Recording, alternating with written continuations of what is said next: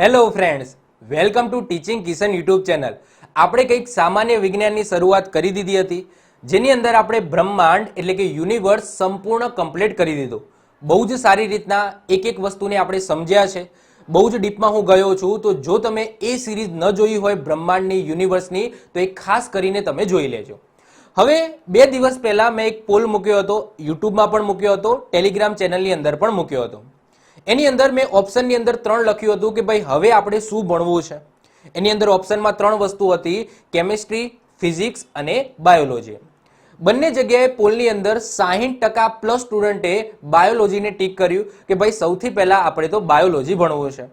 કારણ મને ખબર જ છે કે ભાઈ બાયોલોજી છે એની અંદર અમુક એવી વસ્તુઓ છે જે તમને યાદ નથી રહેતી, અમુક એવી વસ્તુઓ છે જે તમને ખબર જ નથી પડતી, અમુક એવી વસ્તુઓ એની અંદર શું વાંચવું, એ શબ્દોને કઈ રીતના યાદ રાખવા, એ શબ્દનો મતલબ શું થાય એ પણ આપણને ખબર હોતી નથી. હવે બાયોલોજી એક એવો વિષય છે કે જેની અંદર આપણે આપણા જ શરીરની વાત કરવાની છે અને આપણા જ શરીરનો અભ્યાસ કરવાનો છે. તો બહુ એટલું મોટું રોકેટ સાયન્સ પણ નથી. ખાલી સમજાવવાની ટેકનિક સારી હોવી જોઈએ, બાકી બધી વસ્તુ થઈ જાય. હું તમને 100% ગેરંટી આપું છું કે જે મારી જે બાયોલોજીની સિરીઝ તમે જોશો એના પછી તમને બધી જ વસ્તુ ખબર પડી જશે.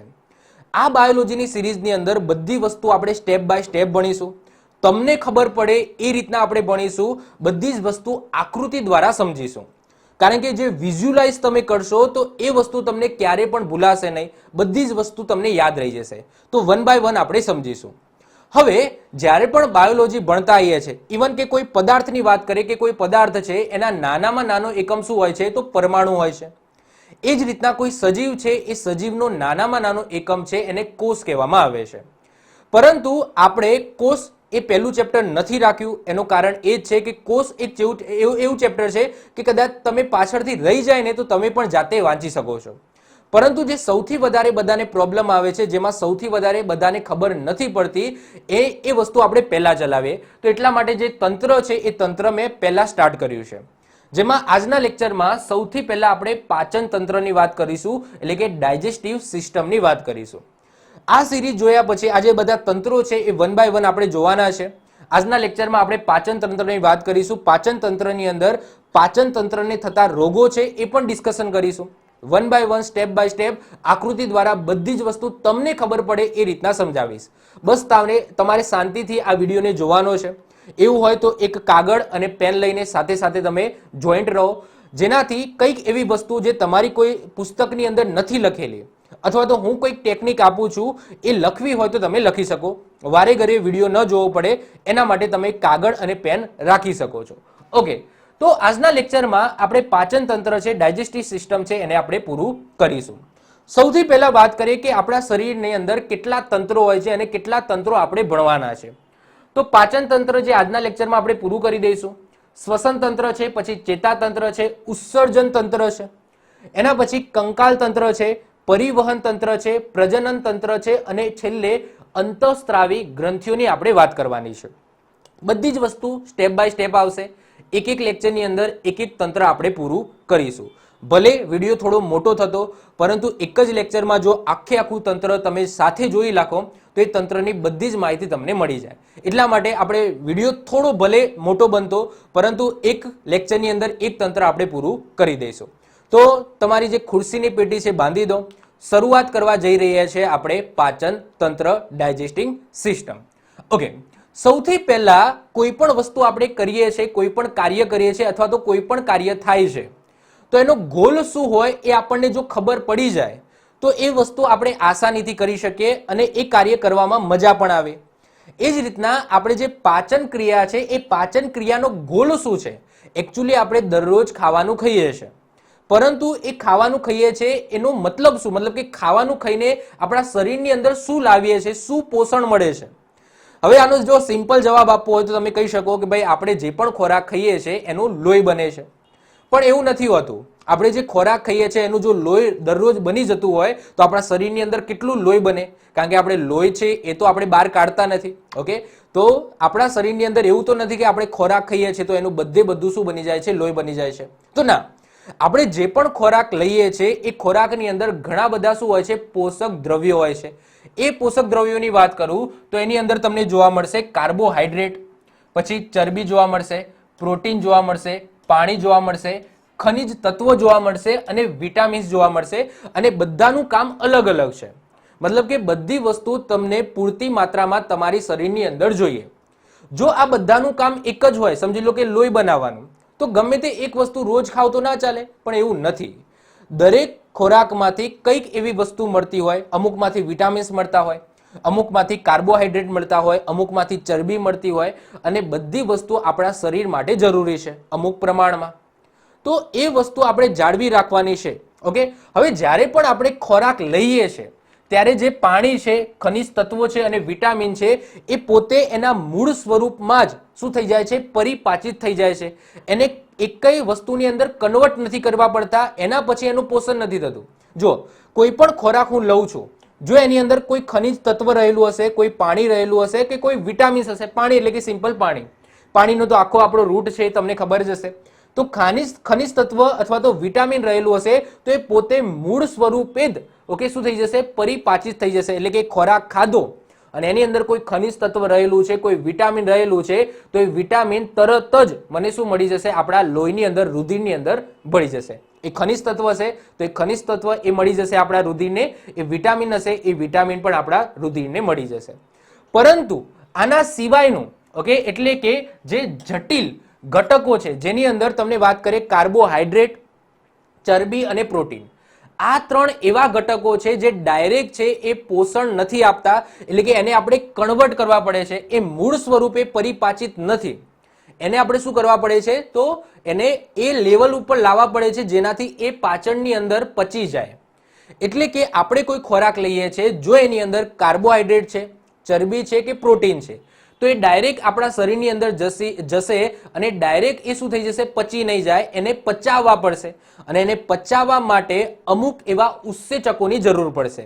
અને એ ઉત્સેચકો એ કયું અંગ આપે છે એને જ સમજો, એ જ છે તમારું પાચન ક્રિયાનો ગોલ. એટલે કે પાચન ક્રિયા કઈ રીતના થાય છે, તો આપણે શું કરવાનું છે કે જે કાર્બોહાઈડ્રેટ છે, જેને સ્ટાર્ચ પણ કહેવામાં આવે છે, પ્રોટીન છે અને ચરબી છે, આપણે આ ત્રણ વસ્તુને પચાવવાની છે. ટૂંકમાં આપણી જે પાચન ક્રિયા ભણવાની છે, એ પાચન ક્રિયાની અંદર આપણો ગોલ શું છે, તો આપણો ગોલ એ જ છે કે જે ઘટકો નથી પચતા ડાયરેક્ટ, એને આપણે પચાવવાના છે. એટલે કે કાર્બોહાઈડ્રેટ એટલે કે જેને સ્ટાર્ચ પણ કહેવામાં આવે છે, પ્રોટીન છે અને ચરબી છે, આ જે ત્રણ ઘટકો છે એને ખોરાકમાંથી સારી રીતના પચાવવા, અને એનો જ આપણે અભ્યાસ કરીએ, એને જ આપણે સમજીએ, એને જ શું કહેવામાં આવે છે, પાચનની ક્રિયા કહેવામાં આવે છે. હવે આ ત્રણમાંથી આપણે શું બનાવીશું એ પણ સમજી લો. એટલે કે આપણો ગોલ શું છે, તો આપણા શરીરની અંદર જો કોઈ વસ્તુ આપણે નાખીશું જેની અંદર કાર્બોહાઈડ્રેટ્સ હશે એટલે કે સ્ટાર્ચ હશે. હવે સૌથી વધારે કાર્બોહાઈડ્રેટ તમને શેમાંથી મળે, તો ઘઉં છે, ચોખા છે, એમાં સૌથી વધારે તમને કાર્બોહાઈડ્રેટ જોવા મળશે, સ્ટાર્ચનું પ્રમાણ જોવા મળશે. એનું આપણે શેમાં રૂપાંતરણ કરવાનું છે, તો એનું આપણે ગ્લુકોઝ અથવા તો માલ્ટોઝની અંદર રૂપાંતરણ કરવાનું છે. માલ્ટોઝ છે તો માલ્ટોઝ અને ગ્લુકોઝની અંદર રૂપાંતરણ કરવાનું છે. હવે આ રૂપાંતરણ કરવા માટે આપણે ઉત્સેચકોની જરૂર પડશે. ઉત્સેચકો એટલે શું, કે ઉત્સેચકો એટલે કે પાચનની ક્રિયામાં મદદ કરે એને ઉત્સેચકો કહીશું. જ્યારે પણ તમે શબ્દ, આખા વિજ્ઞાનની વાત કરું છું, જ્યારે પણ તમે શબ્દ ઉત્સેચક યુઝ કરો છો એટલે સમજી લેવાનું કે એ પાચનની ક્રિયાની અંદર મદદ કરશે.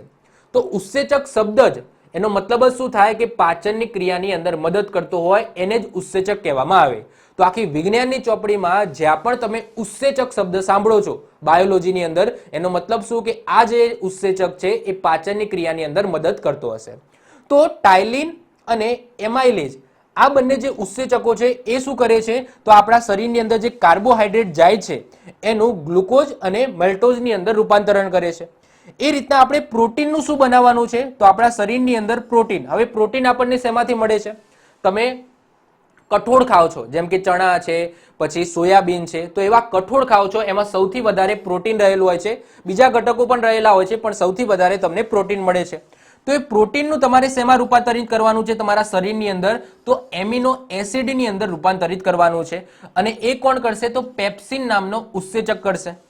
એના પછી જે ચરબી છે, ચરબી એટલે કે તમે કોઈ તળેલી વસ્તુ ખાઓ છો, ઘી વાળી વસ્તુ ખાઓ છો તો એની અંદર ફેટ રહેલો હોય છે એટલે કે ચરબી રહેલી હોય છે. અને ચરબીનું તમારે તમારા શરીરની અંદર શેમાં રૂપાંતરિત કરવાનું છે તો ફેટી એસિડ અને ગ્લિસરોલની અંદર રૂપાંતરિત કરવાનું છે. અને એ કોણ કરશે તો લાઇપેઝ નામનો જે ઉત્સેચક છે એ કરશે. તો આપણે જે પાચન તંત્ર ભણીશું, આ પાચન તંત્રનો ગોલ એટલો જ છે કે આપણે જે ખોરાક ખાઈએ છીએ એ ખોરાકનું પાચન કરવાનું છે. અને એ પાચન કરવા માટે એ પાચન શેનું કરવાનું છે તો આ 3 ઘટકોનું કરવાનું છે. બાકી જે ખનિજ તત્વો છે, જે વિટામિન્સ છે એ તો ડાયરેક્ટ જ પચી જવાના છે, એને પાચન કરવાની માટેની કોઈ જરૂર નથી. તો આપણો ગોલ શું રહેશે કે આ જે 3 તત્વો છે એને પાચન કરવા. અને એના માટે આ બધા જે ઉત્સેચકો છે એ ઉત્સેચકોની જરૂર પડશે. તો આ બધા ઉત્સેચકો ક્યાંથી આવશે તો આપણા શરીરનું કયું અંગ છે, જેમ કે સ્વાદુપિંડ છે, પછી તમને યકૃત જોવા મળશે, તો એ આ બધા ઉત્સેચકોનું શું કરશે, ઉત્સર્જન કરશે, જેનાથી આપણા જે આ બધા ઘટકો છે એ શું થાય, એ પચી જાય. ક્લિયર? હવે તમારો ગોલ તમને ખબર પડી ગયો કે આપણે આ જે પાચનની ક્રિયા છે એની અંદર શું કરવાનું છે. હવે આખી આપણી જે પાચનની ક્રિયા છે એ આપણે સમજીશું. હવે કોઈ પણ મૂવી હોય તો એની અંદર સૌથી પહેલા કેરેક્ટર હોય. તો સૌથી પહેલા આપણે કેરેક્ટર સમજી લઈએ કે આપણી મૂવી છે, પાચન ક્રિયા એક સમજી લો કે મૂવી છે. એ મૂવીની અંદર જે કેરેક્ટર હશે, જેમ કે હીરો હશે, હિરોઈન હશે, હીરોના મા બાપ હશે, હિરોઈનના મા બાપ હશે, ગુંડો હશે. ઓકે, તો એ બધા કેરેક્ટર છે. તો આપણી જે પાચન ક્રિયા આપણે કરવાની છે તો એની અંદર કયા કયા કેરેક્ટર ભાગ ભજવે છે એ સમજી લો. તો 7 મેન કેરેક્ટર છે જે ભાગ ભજવે છે આ પાચનની ક્રિયાની અંદર. જેમાં સૌથી પહેલા આવશે મુખ ગુહા, એના પછી આવશે કંઠનળી, પછી આવશે અન્નનળી, પછી આવશે જઠર, પછી આવશે નાનું આંતરડું, પછી આવશે મોટું આંતરડું અને સૌથી છેલ્લે આવશે મળાશય અને એના પછી મળદ્વાર. હવે આ 7માંથી હીરો કોણ છે? હીરો પહેલા જોઈએ, કારણ કે જો હીરો ન હોય તો એ વસ્તુ પોસિબલ બને જ નહીં. ગુંડા જીતી જાય તો એવું તો આપણે કરવાનું નથી, કબજિયાત નથી કરવાની. ઓકે, આપણે સરળ રીતના જે આપણો ખોરાક છે એ પચાવવાનો છે અને મળદ્વાર દ્વારા એ મળનો ત્યાગ કરવાનો છે. તો હીરોની જરૂર પડે. તો મેન આમાંથી હીરો કયો તો એ હીરો છે, મતલબ કે જે એક્ટર છે એ છે આપણું નાનું આંતરડું. હવે નાનું આંતરડું કેમ હીરો છે એ હું તમને આગળ સમજાવીશ. પરંતુ આ મૂવીનો જે મેન રોલ છે, જેના વગર આ જે પાચનની ક્રિયા થાય જ નહીં, શક્ય જ નથી, અથવા તો જે આપણો ગોલ છે એ ગોલ એચીવ ન થાય, તો એના માટે જરૂર કોની છે? નાના આંતરડાની જરૂર છે. વન બાય વન આપણે સમજીએ. એના પછી આવે છે પાચક ગ્રંથિઓ. હવે પાચક ગ્રંથિઓ છે એ ડાયરેક્ટ પિક્ચરની અંદર, મૂવીની અંદર ભાગ નથી લેતી, પરંતુ આ સમજી લો કે આપણા ડાયરેક્ટર છે, પ્રોડ્યુસર છે, જે મૂવીની અંદર નહીં હોય પરંતુ બહાર રહીને આ મૂવી માટે કામ કરતા હશે. જેમાં લાળ ગ્રંથિઓ આવશે, યકૃત આવશે અને સ્વાદુપિંડ આવશે. તો આ જે 3 ગ્રંથિઓ છે એ પાચનની ક્રિયામાં મદદ કરશે. તો એ તમને મૂવીની અંદર નહીં જોવા મળે. આપણી પાચન ક્રિયા છે એની અંદર ડાયરેક્ટ ભાગ નથી ભજવતા, પરંતુ આ જે 3 છે એ ઉત્સેચકોનું નિર્માણ કરે છે. અને ઉત્સેચકો મેં આગળ કહી દીધું કે ઉત્સેચકો શું કરશે તો આગળ જે પ્રોટીન હશે એનું એમિનો એસિડની અંદર કન્વર્ટ કરી આપશે, કારણ કે એ આપણો ગોલ છે કે પ્રોટીનનું એમિનો એસિડ બનાવો. એના પછી જે ચરબી છે એનું શું કરવામાં આવશે તો એ ચરબીનું શું કરવામાં આવશે, ફેટી એસિડ છે એની અંદર કન્વર્ટ કરી આપશે. તો ટૂંકમાં આ બધા ઉત્સેચકો છે એનું નિર્માણ કરશે, જે આગળ જતા આપણું જે પાચનની ક્રિયા છે એ પાચનની ક્રિયાની અંદર મદદ કરશે. ક્લિયર? હવે વન બાય વન ડીપમાં ભણ્યા એ પહેલા આખી જે પાચનની ક્રિયા છે એ આપણે સમજી લઈએ. હવે જ્યારે પણ આપણે ખોરાક ખાઈએ છીએ, ક્યાંથી ખાઈએ છીએ તો આપણે મોં દ્વારા ખાઈએ છીએ, જેને આપણે મુખ દ્વાર પણ કહેવામાં આવે છે. તો મુખ દ્વાર અથવા તો મોં દ્વારા આપણે ખાઈએ છીએ. અહીંયા જે 7 કેરેક્ટર છે એને મેં અહીંયા યલો કલરની અંદર બતાવેલા છે, અને જે આ 3 છે ઓકે એને મેં વ્હાઇટ કલરની અંદર બતાવેલા છે. તો જે ખોરાકની પચવાની જે ક્રિયા છે એ ક્યાંથી થાય છે તો મુખ ગુહામાંથી થાય છે. હવે મુખ ગુહા એટલે શું છે એ સમજીએ છીએ થોડી વારમાં. તો આપણું જે મોં છે એટલે કે આ જે હોઠ છે, હોઠનો ભાગ છે, એને આપણે શું કહીશું? મુખ દ્વાર કહીશું. અને ત્યાંથી આપણો જે ખોરાક છે એ આપણા શરીરની અંદર એન્ટર થાય છે, એટલે કે મુખ દ્વાર છે. એના પછી આપણું જે મોઢું છે, જેની અંદર આપણે આ જે ખોરાક છે એને ચાવીએ છીએ, તો એને શું કહીશું? મુખ ગુહા કહીશું. મુખ ગુહા એટલે આ જે ભાગ જેની અંદર ખોરાકને વલોવન તો ના કહી શકાય, પણ ખોરાકને બરાબર ચાવવામાં આવે છે. હવે મુખ ગુહાની અંદર કઈ પ્રક્રિયા થાય છે એ જોઈએ. તમને એક્ઝામની અંદર આવો ક્વેશ્ચન એક વખત બનેલો છે કે આપણા શરીરની અંદર પાચનની ક્રિયા છે એ કયા અંગથી સ્ટાર્ટ થઈ જાય છે, તો યાદ રાખજો મુખ ગુહામાંથી. કેમ સાબિત કરીએ? જો તો મુખ ગુહાની અંદર શું થાય છે, તો આપણા શરીર આપણા મોઢાની અંદર લાળ હોય છે. ઓકે, લાળ ગ્રંથિ તમને જોવા મળશે. તો પહેલું જ તમને જે કેરેક્ટર છે લાળ ગ્રંથિ એની વાત કરું તો આપણા મુખ ગુહાની અંદર લાળ ગ્રંથિ હોય છે. અને લાળ ગ્રંથિ એ લાળ રસનું શું કરે છે, ઉત્સર્જન કરે છે. અને લાળ રસ છે એ આપણે જે ખોરાક ખાધો છે એની ગોળ ગોળ વીંટળાઈ જાય છે અને એનાથી જે ખોરાક છે એ ચીકણો બને છે. આ લાળ ગ્રંથિમાંથી જે લાળ રસ ઉત્પન્ન થાય છે એ બેક્ટેરિયાને મારવાનું પણ કામ કરે છે. ખોરાકની અંદર કોઈ બેક્ટેરિયા હશે તો એને પણ એ મારી નાખશે. હવે લાળ રસની અંદર તમને શું જોવા મળશે, તો લાળ રસની અંદર બે તમને ઉત્સેચકો જોવા મળશે. એક છે ટાઇલિન અને બીજું તમને જોવા મળશે એમાઇલેઝ. એમાઇલેઝ. તો ટાઇલિન અને એમાઇલેઝ નામનું તમને શું જોવા મળશે, તો લાળ ગ્રંથિની અંદર ઉત્સેચક જોવા મળશે. અને આ શેનું પાચન કરશે, તો કાર્બોહાઈડ્રેટનું પાચન કરશે. એટલે કે તમે કોઈ ખોરાક લો છો અને એની અંદર જો કાર્બોહાઈડ્રેટ હશે તો એની પાચનની ક્રિયા છે એ તમારા મુખ ગૃહથી જ સ્ટાર્ટ થઈ જશે.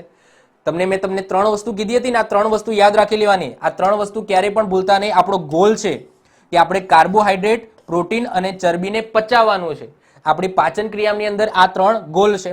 તો એમાં જે કાર્બોહાઈડ્રેટ છે એટલે કે જે સ્ટાર્ચ છે, ઓકે, જે તમને ઘઉં ખાઓ છો કે તમે કોઈ ચોખાની વસ્તુ ખાઓ છો જેમાં સૌથી વધારે હોય છે, તો આની પાચનની જે ક્રિયા છે એ તમારા મોંની અંદર જ, ઓકે, એટલે કે મુખ ગૃહની અંદર જ સ્ટાર્ટ થઈ જશે. કઈ રીતના સ્ટાર્ટ થશે? મેં તમને કીધું એમ કે લાળ ગ્રંથિ છે એ લાળ રસ બનાવશે અને લાળ રસની અંદર ઉત્સેચક હશે અને એ ઉત્સેચક કયા હશે? ટાઇલિન. ઓકે, ટાઇલિન અને એમાઇલેઝ આ બંને ઉત્સેચકો છે. એ ઉત્સેચકો શું કરશે? તો આગળ મેં તમને કીધું એમ એ ઉત્સેચકોનું કામ શું, કે જે કાર્બોહાઈડ્રેટ છે એ કાર્બોહાઈડ્રેટનું ગ્લુકોઝની અંદર રૂપાંતરિત કરવું. ક્લિયર? ચલો, હવે જે કાર્બોહાઈડ્રેટ છે એ અમુક પ્રમાણમાં અહીંયા મોઢાની અંદર જ, ઓકે, ગ્લુકોઝની અંદર રૂપાંતરિત થઈ જશે. હવે એના પછી જે ખોરાક છે એ ખોરાક ક્યાં જશે? તો ખોરાક તમને અહીંયા આવશે અને અહીંયા તમને જોવા મળશે કંઠનળી. હવે કંઠનળી શું છે સમજો.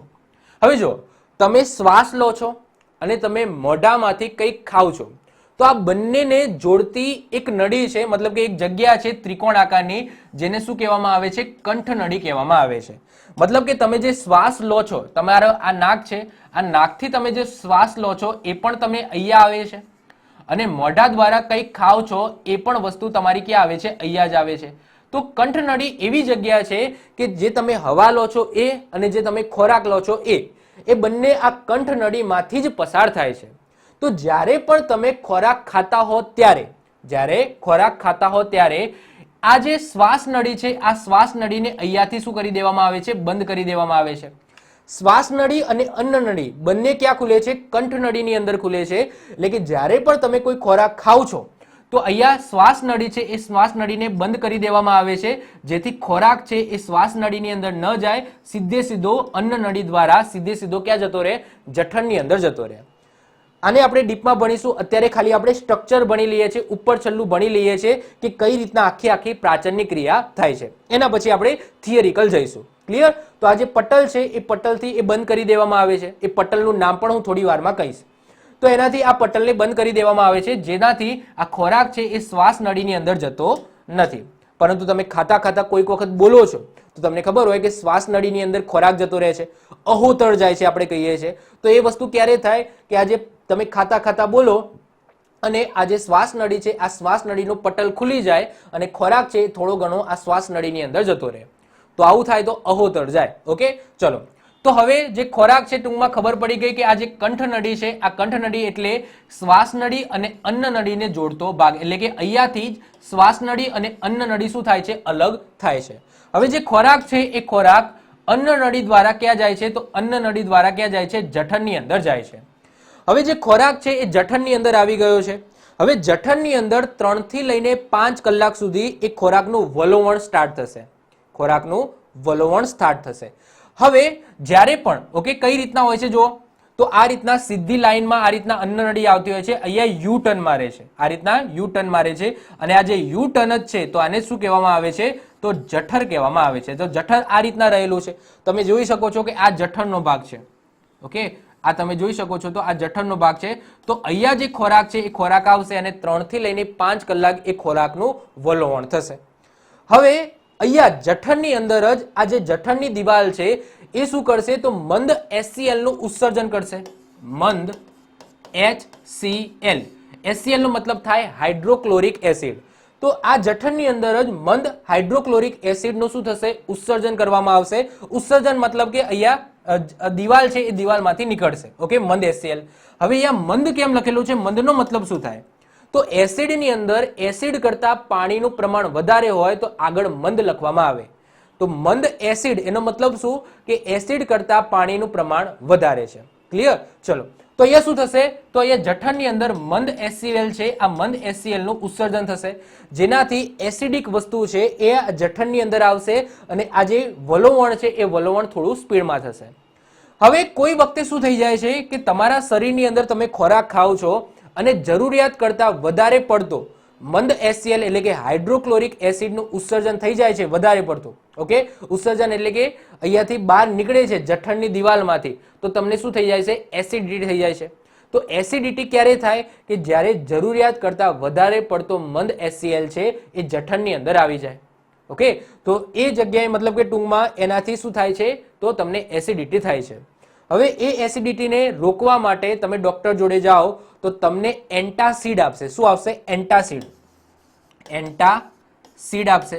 તો એન્ટાસિડ એ દવાનું નામ નથી, એન્ટાસિડ એ દવાની કેટેગરીનું નામ છે. એટલે કે એન્ટાસિડ નામની કેટેગરીની તમે કોઈ પણ દવા ગળશો જે બેઝ હશે, શું હશે સોરી બેઝિક હશે, શું હશે બેઝિક હશે.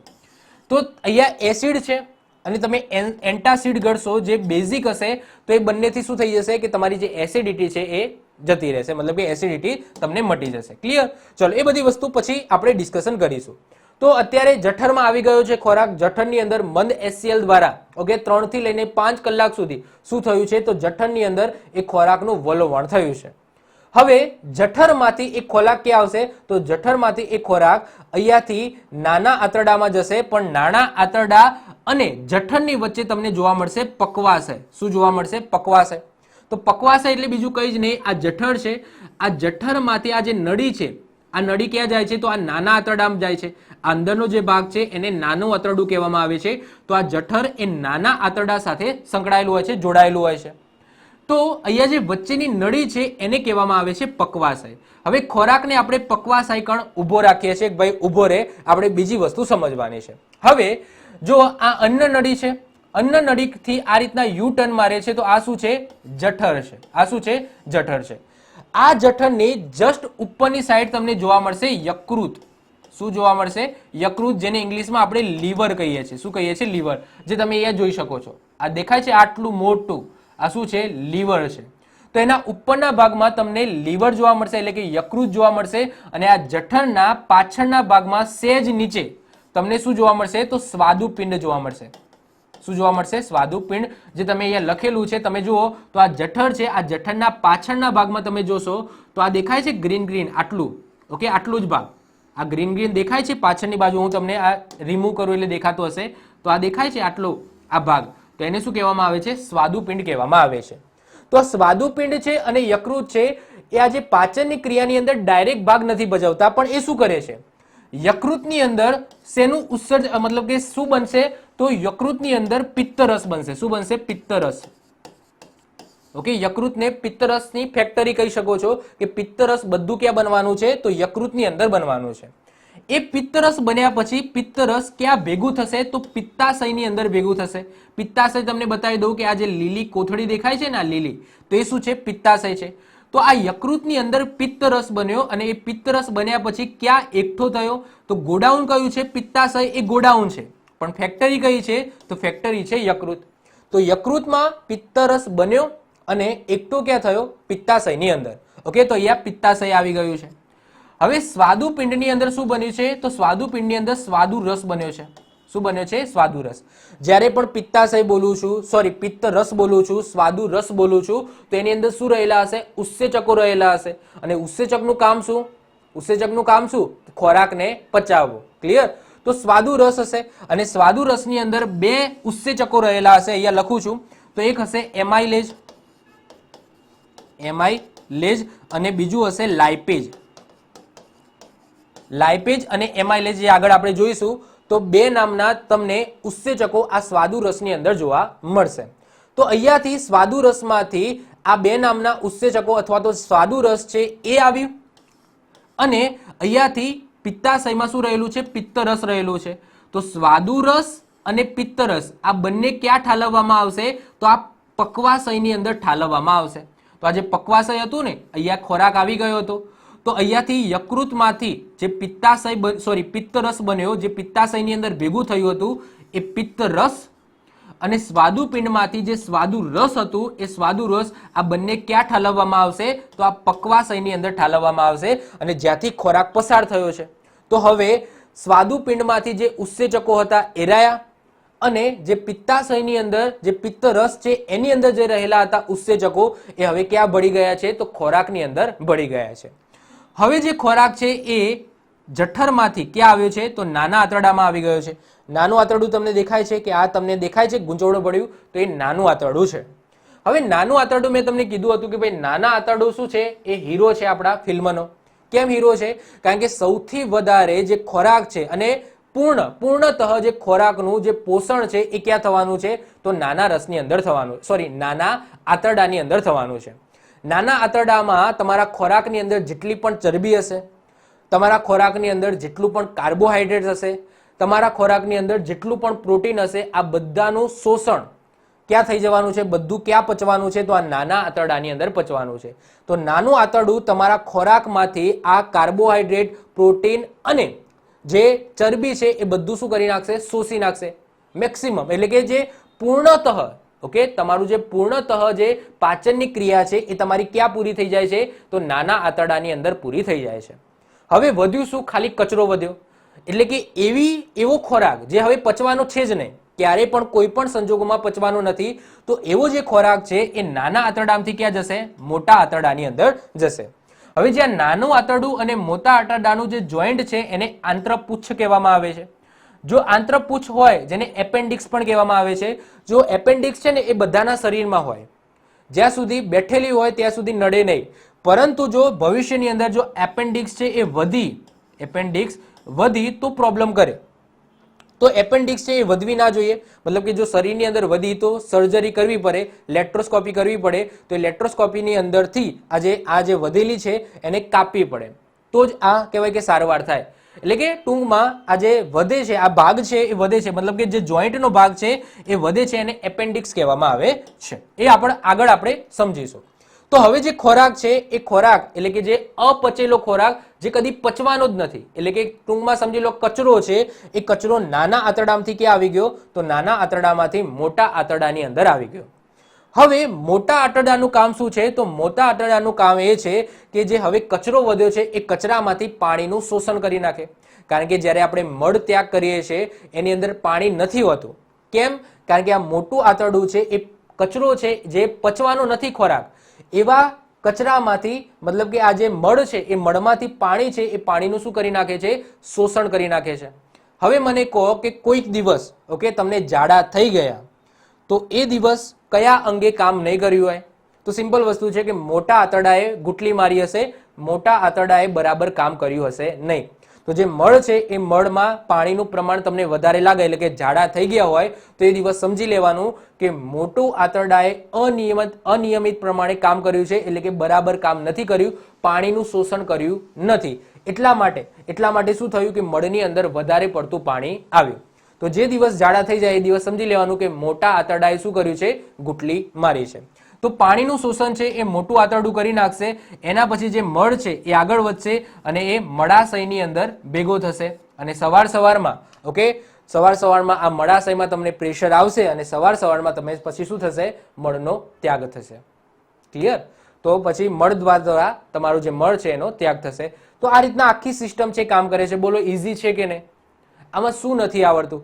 આપણી જે પાચનની ક્રિયા છે મેં તમને સ્ટેપ બાય સ્ટેપ સમજાવી કે આટલા અંગો હોય અને આ અંગો આ રીતના કામ કરે છે, બસ એટલું છે. હવે વન બાય વન એક અંગને આપણે ડિસ્કશન કરીશું, ડીપમાં ડિસ્કશન કરીશું, જેથી તમને આઈડિયા આવી જાય. સૌથી પહેલા આ વસ્તુ તમને ખબર પડી જ ગઈ હશે. હવે વન બાય વન એકને સમજીશું તો તમને મગજની અંદર બેસતું જશે. જો સૌથી પહેલા આપણે સ્ટાર્ટ કરીએ છીએ. તો આ બધી વસ્તુ મેં સમજાવી દીધી. આની અંદર આ આકૃતિની અંદર એટલું જ લખેલું છે કે પિંડની અંદર સ્વાદુરસ હોય, એમાં આ બંને નામના ઉત્સેચકો હોય. એના પછી જે મુખ ગુહા છે એમાં ટાઇલિન અને એમાઇલેઝ નામનો ઉત્સેચક હોય. યકૃત છે ત્યાં તમને પિત્તરસનો સ્ત્રાવ એટલે કે જે પિત્તરસનો સ્ત્રાવ છે, પિત્તરસ ક્યાં બને છે? યકૃતમાં બને છે. પછી ભેગું ક્યાં થાય છે? પિત્તાશયની અંદર થાય છે. પછી પક્વાશયની અંદર આ યકૃત દ્વારા બનાવેલો પિત્તરસ અને સ્વાદુપિંડનું જે સ્વાદુ રસ છે એ બંને ક્યાં ઠાલવવામાં આવે છે? બધું ઠાલવવામાં આવે છે પક્વાશયની અંદર. અને પક્વાશય પોતે પણ ઉત્સેચકોનું ઉત્સર્જન કરે છે. એ ટ્રોપ્સિન અને લાઇપેઝ છે, એ આગળ આપણે જોઈશું. તો આ બધા જે ઉત્સેચકો વાળું જે ખોરાક છે એ પછી નાના આંતરડામાં જશે અને જે મેન ક્રિયા છે, જે પોષક દ્રવ્યોને ખેંચવાની જે મેન ક્રિયા છે એ નાના આંતરડાની અંદર થતી હોય છે. ઓકે, હવે વન બાય વન એક એક કરીને સમજીશું. સૌથી પહેલા જ વાત કરીએ મુખ દ્વાર અથવા તો મુખ ગુહા.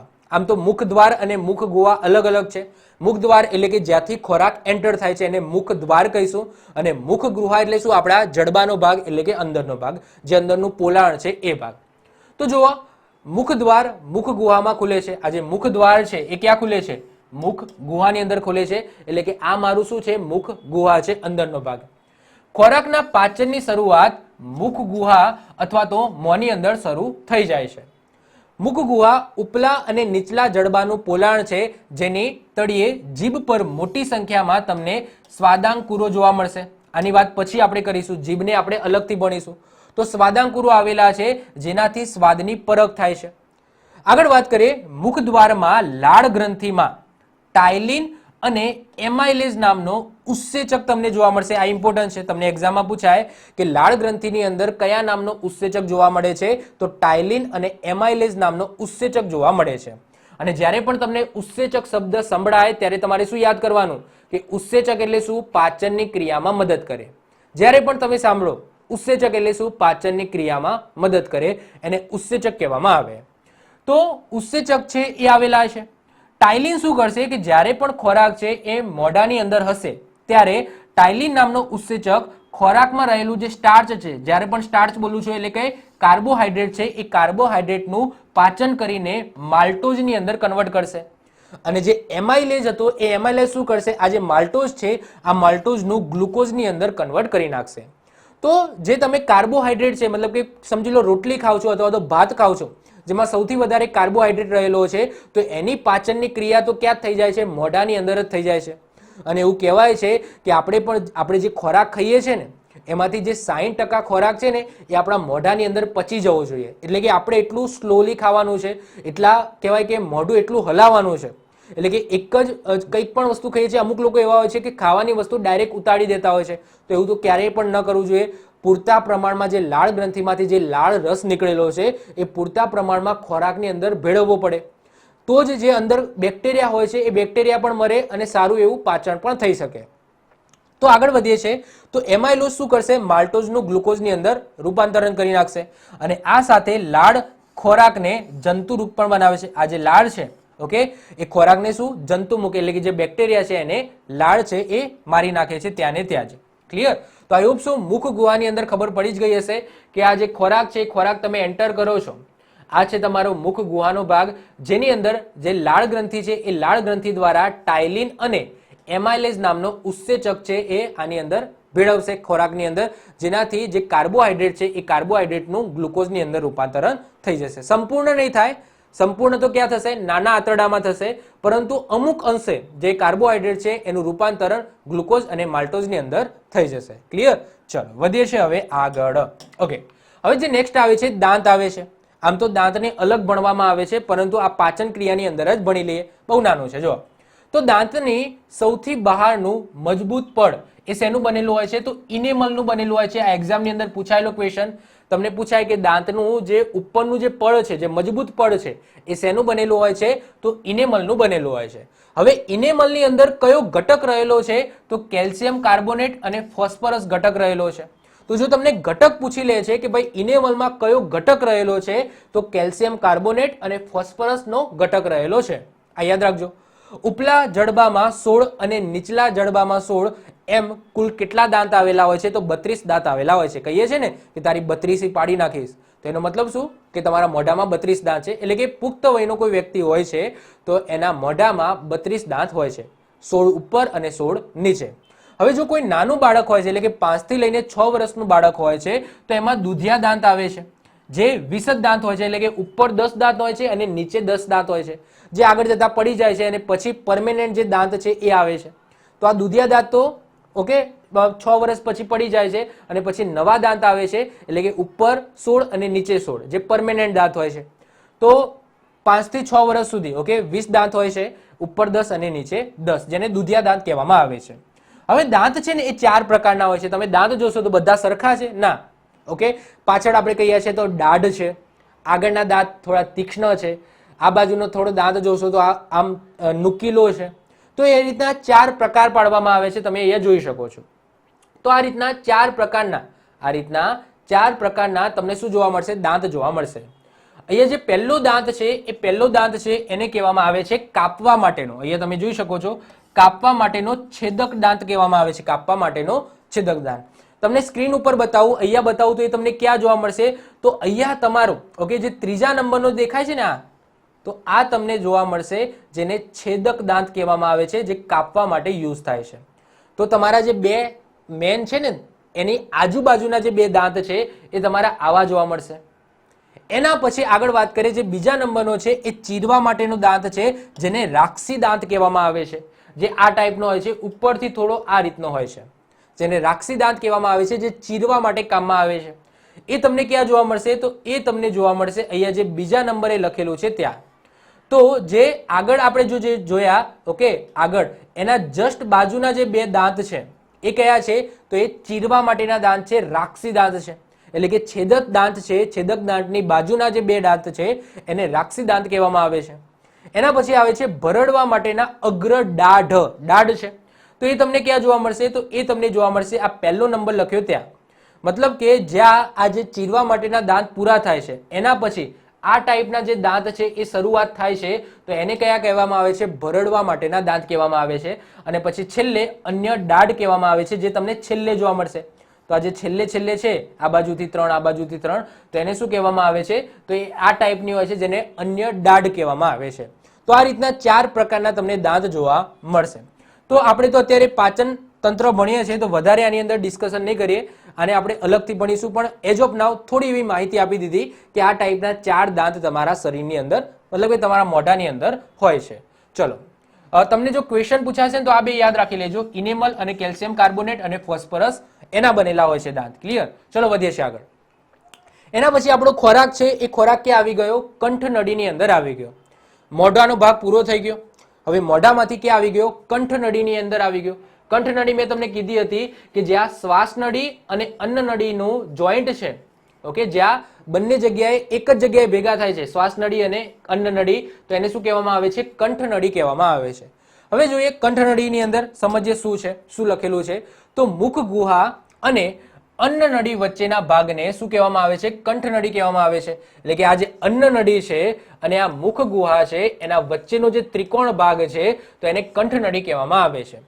કંઠનળી એ નાક, મુખ અને સ્વરપેટી એની પાછળ શંકુ આકારનું એક મસલ માર્ગ છે.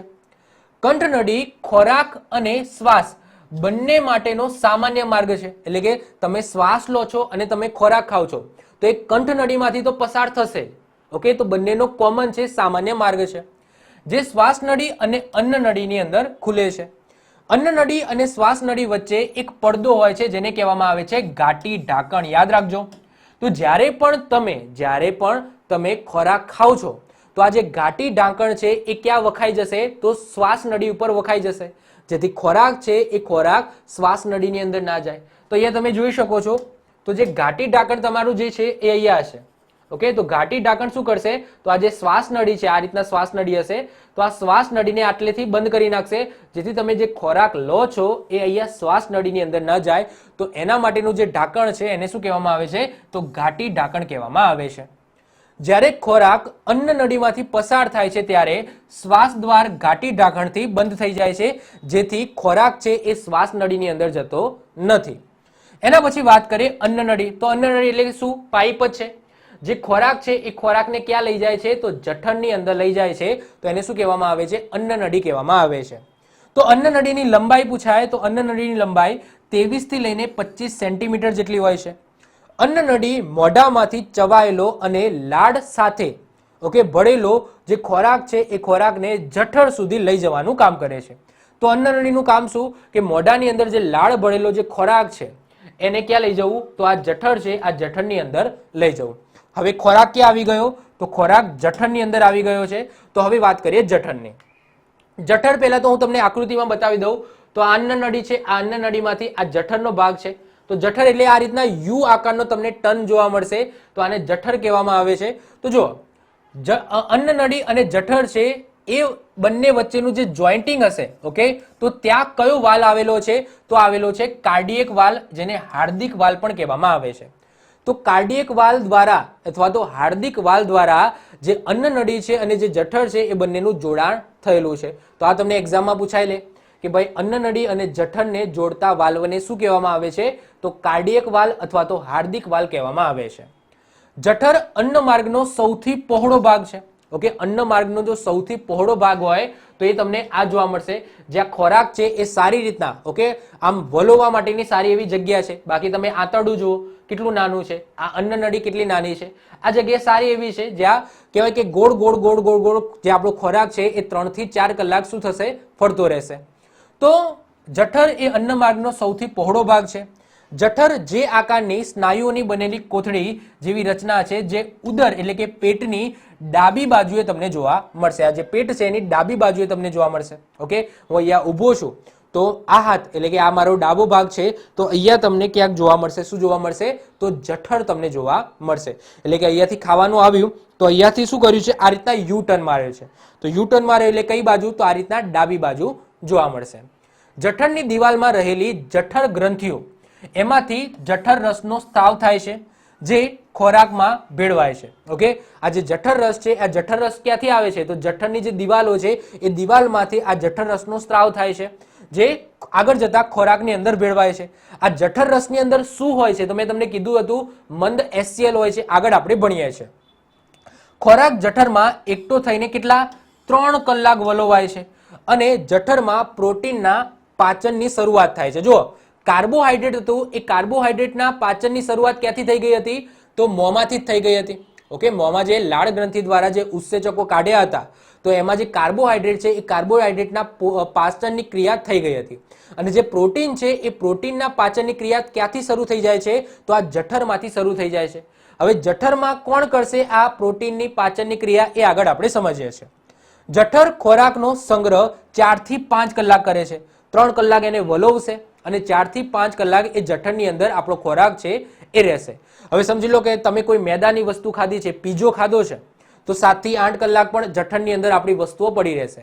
મતલબ કે જ્યાં સુધી એવું લાગશે નહીં, ઓકે, કે એનું જે પ્રોપરલી જે પ્રોટીન છે, આમ તો પ્રોટીન કે એવું કંઈ હોતું નથી પીઝામાં, પરંતુ જઠરને એવું લાગશે કે જ્યાં સુધી અંદરથી ખેંચવા જેટલો માલ છે એટલો ખેંચાય છે, ત્યાં સુધી એ જઠરની અંદર આપણો જે માલ છે એટલે કે જે મેદાવાળી વસ્તુ છે એ પડી રહે છે. અને આગળ જતા એ મેદાવાળી વસ્તુ જે આંતરડા છે એ આંતરડાની દિવાલ ઉપર ચોંટી જાય છે અને એનાથી પછી અંતે શું થઈ જાય, કબજિયાત થઈ જાય. ક્લિયર? તો જુઓ, શું કહેતો હતો કે ભાઈ 3 કલાક વલોવાનું કામ થાય અને 4 થી 5 કલાક ખોરાક છે એ જઠરની અંદર રહે છે. હવે આપણે જોઈએ કે આ જઠર રસની અંદર એકચ્યુઅલી શું હોય છે જે ખોરાકની અંદર ભળે છે. તો હવે વાત કરીએ જઠર રસની. તો જઠરની દિવસમાં 3 નલિકામય ગ્રંથિઓ હોય છે જે જઠર રસનો સ્ત્રાવ કરે છે. કેટલી હોય છે? 3 ગ્રંથિઓ હોય છે.